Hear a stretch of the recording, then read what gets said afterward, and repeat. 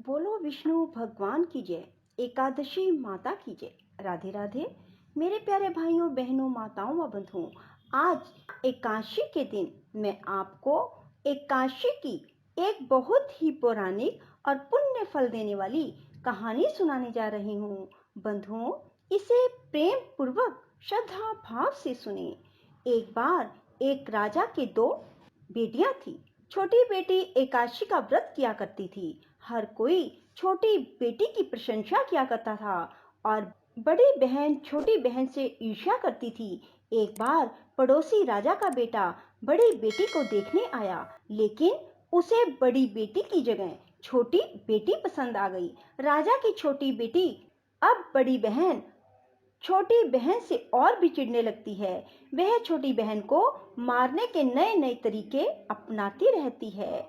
एक बार वह लड्डू में जहर मिलाकर उसे खिलाने की कोशिश करती है और एक बार वह मटके में जहरीला सांप रखकर छोटी बहन के कमरे में रख देती है। एक बार छोटी बहन को पनघट पर पानी भरने के लिए ले जाती है और धोखे से कुएं में धक्का दे देती है, पर हर बार ग्यारस माता उसे बचा लेती है, क्योंकि वह ग्यारस माता के व्रत किया करती थी। बड़ी बहन बहुत परेशान हो गई कि यह तो किसी भी तरह नहीं मरती। तब एक दिन बड़ी बहन छोटी बहन से बोली, मेरी प्यारी बहन, भगवान ने हम सब की मृत्यु किसी न किसी तरह लिखी है। क्या तुम्हें पता है कि तुम्हारी मृत्यु कैसे होगी? बड़ी बहन बहुत सीधी थी। छोटी बहन बहुत सीधी थी। वह बोली, मेरी मृत्यु मेरे पालतू तोते व तोते के गले में जो हार है उसमें अटकी हुई है। यदि कोई मेरे तोते को मारकर उस हार को लेकर पहन ले तो मैं मूर्छित हो जाऊंगी, और फिर उस हार को उतार कर कहीं रख दे तो मैं जीवित हो जाऊंगी। उस रात छोटी बहन अपने पिता के पास गई और बोली, पिताजी, मुझे शक है, यदि मैं मर जाऊं तो आप मुझे जलाना नहीं, आप मुझे हमारे पुराने महल के कुएं के पास झोपड़ी बनाकर खाट पर सुला देना। राजा बोले, बेटी तुम ऐसा क्यों बोल रही हो? 2-3 दिन बाद तो तुम्हारी शादी है। तब छोटी बेटी बोली, पिताजी, समय का कोई भरोसा नहीं। इस तरह शादी वाला दिन भी आ गया। शादी वाले दिन बड़ी बहन छोटी बहन के पालतू तोते को ढूंढती है, पर वह उसे कहीं नहीं मिलता। तभी दरवाजे पर बारात आ जाती है। वरमाला का कार्य संपन्न हो जाता है। फेरों की रस्म शुरू हो जाती है। उधर बड़ी बहन तोते को ढूंढ लेती है और वह उस तोते को मार देती है। वहीं छोटी बहन के 3.5 फेरे राजकुमार के साथ पूरे हो जाते हैं। तभी छोटी बहन मूर्छित होकर गिर जाती है। उधर बड़ी बहन तोते के हार को खुद पहन लेती है। तब फेरों में सभी घबरा जाते हैं। सभी बारातियों में हलचल मच जाती है कि राजकुमारी को क्या हुआ। सब डर जाते हैं। तब राजा वैद्य हकीमों को बुलाते हैं। छोटी राजकुमारी को महल में ले जाकर लिटा दिया जाता है। वैद्य और हकीम राजा से कहते हैं, राजकुमारी ना मरी है ना जीवित है, हमने ऐसा पहली बार देखा है। तब राजा उनसे कहते हैं, बाहर जाकर बोलना कि राजकुमारी बेहोश है, अभी थोड़ी देर में ठीक हो जाएगी। यदि तुम ऐसा नहीं कहोगे तो मैं तुम्हें फांसी दे दूंगा। बेचारे वैद्य हकीम राजा के कहे अनुसार बोल देते हैं। तभी बड़ी बेटी आती है और कहती है, पिताजी, मुझे छोटी बहन के मरने का बहुत दुख है। उससे ज्यादा दुख मुझे आपकी इज्जत का है, जो कि खराब हो जाएगी। आप ऐसा करो कि मेरी शादी राजकुमार के साथ कर दो, तब सब ठीक हो जाएगा, आपकी इज्जत भी रह जाएगी। तब राजा को यही ठीक लगा और राजा ने छोटी बेटी के कपड़े पहनाकर बड़ी राजकुमारी को फेरों में बिठा दिया।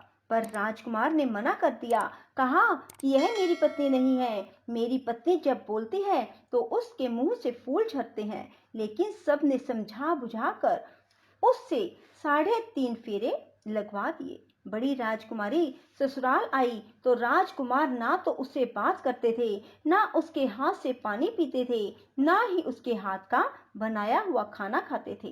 राजकुमार ने मन ही मन सोचा, मैं पता लगा कर रहूंगा कि मेरी पत्नी के साथ क्या हुआ।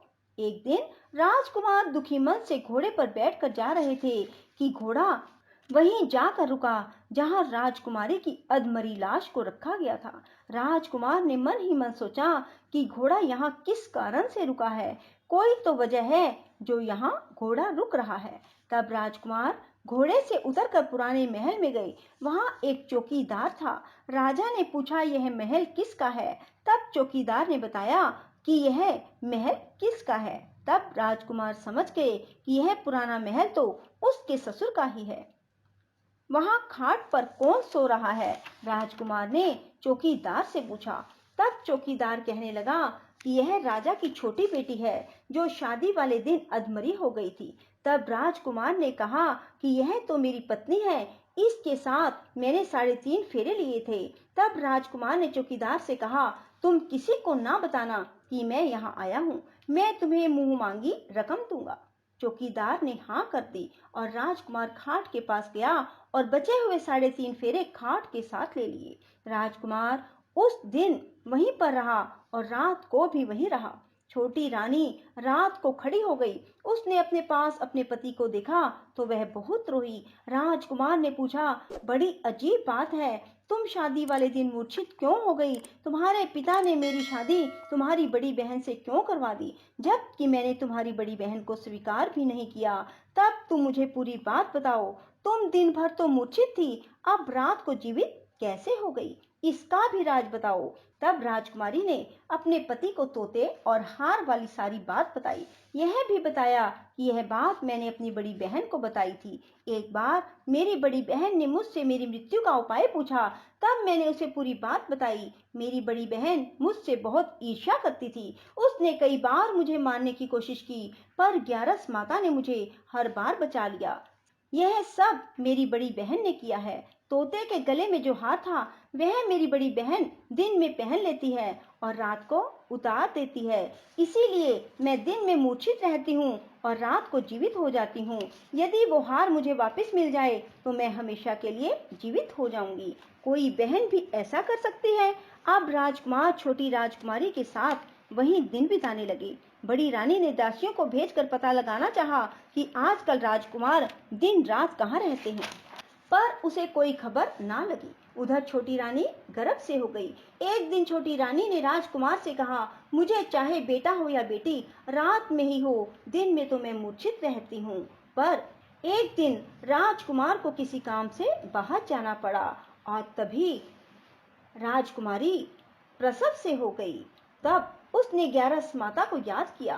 तब ग्यारस माता स्वयं आकर उसका प्रसव करवाती है। उसके सुंदर पुत्र पैदा होता है। तभी वहां राजकुमार आ जाते हैं। उसने भी ग्यारस माता के दर्शन किए।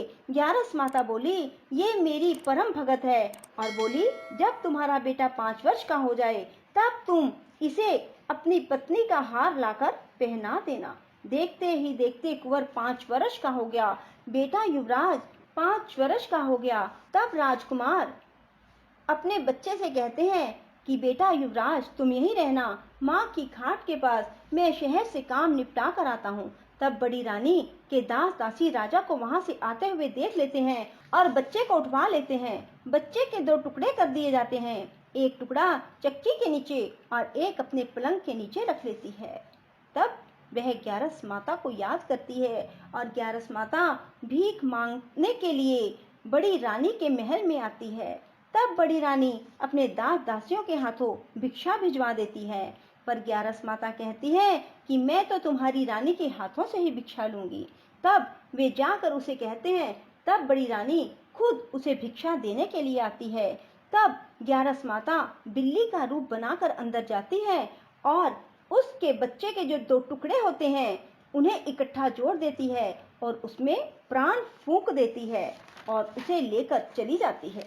राजकुमार कुंवर को लेकर महल में जाते हैं और कहते हैं, रानी, ये बच्चा मेरी दूर के रिश्ते की बहन का है। यदि तुम इसे प्यार से रखोगी तो शायद मेरा दिल भी तुम पर आ जाए। तब बड़ी रानी कुंवर को लाड प्यार से रखती है। तब एक दिन राजकुमार अपने बेटे से कहता है कि तुम अपनी मामी से हार मांग लो, हम ये हार लेकर तुम्हारी माँ के पास चलेंगे, पर ये बात अपनी मामी को मत बताना। कुंवर बोले, मामी मामी, मुझे अपना ये हार दे दो। एक बार तो रानी जवाब दे देती है, पर फिर उसे ये बात याद आती है कि जब राजकुमार ने उसे कहा था कि यदि तुम बच्चे का ध्यान रखोगी तो मेरा दिल तुम पर आ जाएगा। तब बड़ी रानी कुंवर को हार दे देती है। कुंवर उस हार को लेकर अपने पिता को देते हैं। आज हम आपके हाथ का बना हुआ खाना खाएंगे। हम आते हैं, तुम खाना तैयार करो। बड़ी रानी बहुत खुश हो जाती है कि आज मेरे पति मुझसे खुश हैं। तब राजकुमार छोटी रानी के पास जाते हैं। बड़ी रानी उधर बहुत खुश होती है। तब राजकुमार छोटी रानी को वो हार पहना देते हैं और छोटी रानी जीवित हो जाती है और महल में छोटी रानी और बच्चे को लेकर आते हैं और बड़ी रानी को अपने ससुर के यहाँ छोड़ने के लिए चले जाते हैं और उन्हें सारी बात बताते हैं। उसके ससुर भी इस बात में शर्मिंदगी महसूस करते हैं और कहते हैं, ये मेरी परवरिश में ही कुछ ना कुछ कमी रही होगी। और ग्यारस माता की कृपा से छोटी रानी के भाग जाग जाते हैं। हे ग्यारस माता, जैसे आप छोटी बेटी पर प्रसन्न हुई, वैसे सब पर होना। कहते सुनते हुंकारा भरते सब पर अपनी कृपा बरसाए रखना। बोलो ग्यारस माता की जय। राधे राधे, जय श्री कृष्णा। बंधुओं, यदि आपको हमारी वीडियो पसंद आए तो इसे लाइक करें और शेयर भी जरूर करें।